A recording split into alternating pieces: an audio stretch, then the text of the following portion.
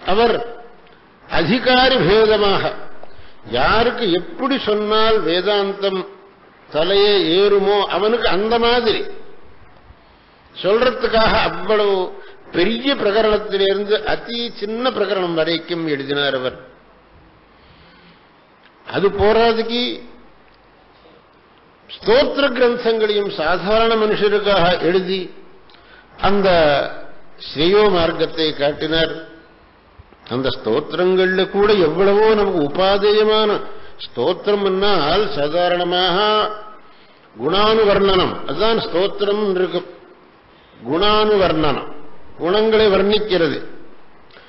அந்த குணானுவர்ணனம்ங்கிறது மட்டும் இல்லாதது அந்த ஸ்தோத்திரங்கள்ல கூட நமக்கு அநேக நாம் தெரிந்து கொள்ள வேண்டிய அம்சங்கள், நாம் கற்றுக்கொள்ள வேண்டிய அம்சங்களை ஸ்தோத்திரங்கள்ல சொல்லியிருக்கார்.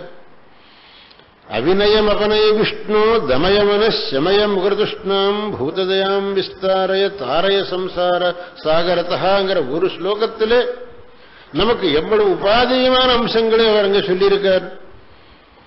நம்முடைய அஜ்ஞானம், நம்முடைய அவிநயம் போகணும், நம்ம மனசுக்கு ஒரு உபசாந்தி ஏற்படணும், காமக்ரோதாதிகள் தூரமாகணும், தயை நமக்கு அபிவிருத்தியாகணும், சம்சார சாகரத்திலிருந்து நாம் வெளிவரணும். இவ்வளவு அம்சங்களை கேவலம் அந்த ஒரு சின்ன ஸ்லோகத்தில் சொல்லியிருக்கார்.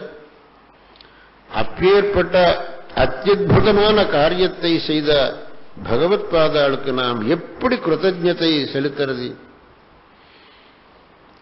அவர் விஷயத்திலே நாம் எப்படி கிருதஜ்ஞத்தை செலுத்த முடியும்?